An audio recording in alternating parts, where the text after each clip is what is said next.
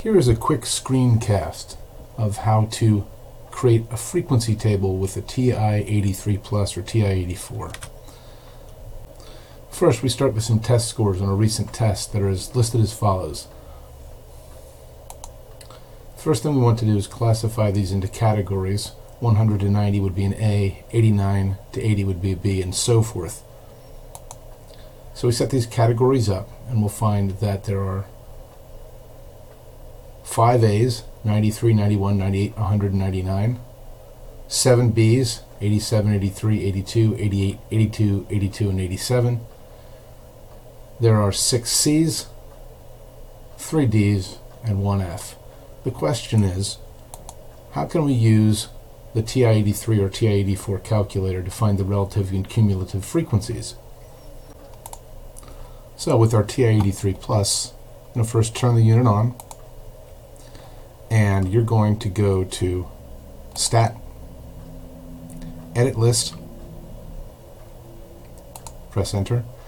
If your lists are not clear, you can clear them by moving the up cursor to the list label at the top, pressing Clear, and then pressing down.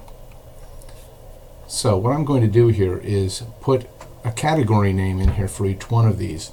Now, since my categories are alphabetical A, B, C, D, and F, and I can't use alpha characters in a list, I'm going to just use the lead number for the intervals. So the A's are going to start with 100, or actually with 90, and then we'll do 80, 70, 60, and 0 for the remainder, just so we have an idea of what these categories mean. So I'm going to type those in the first column, press the down arrow. So I wanted that to be 90. Then 80 to represent the B's, 70 to represent the C's, 60 to represent the D's, and 0 representing anything below that, a failing grade.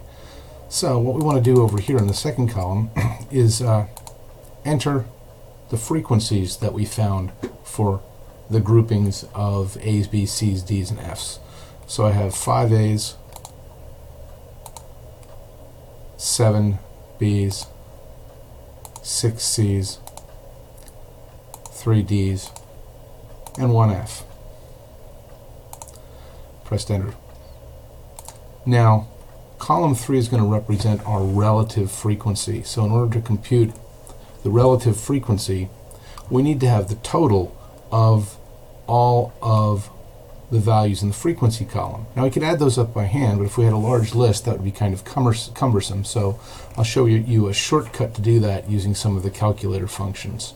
The first thing we're going to do is we're going to apply all of this to list 3. So we go up, arrow up to list 3, and then you're going to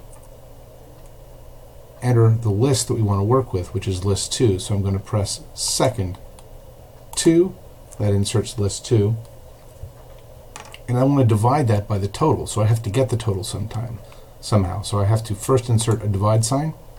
After I've inserted the divide sign, I'm going to use a special calculator function in list to be able to do that, and I'm going to base that list on the sum of all the items in list 2. So to do that, I'm going to press second list, and I'm going to move over here to where it says ops. So you arrow over to ops, and then to math, and under math you'll see that the 5th item down the list is sum, and that's what I want. So I'm going to press sum. So sum appears, but the sum of what? Well, I want the sum of everything in list 2. So it's going to be the sum of list 2. I'm going to go second list 2, close the parentheses. When I press enter, it's going to populate all these with the frequencies. So you'll notice that if you were to add these up, you would get 1, and that would be the cumulative frequency. So that's really what we want to do in the third column, which is actually L4 here. So I'm going to arrow over to my 4th column. The 4th column is going to be my cumulative frequency. This is a lot easier because there's actually a function to do that. So again, I'm going to arrow up to L4. I'm going to press second stat, over here in under ops, you'll see that number 6 is cumulative sum. So I can do the same trick here. I'm going to go down to cumulative sum or choose 6 and enter.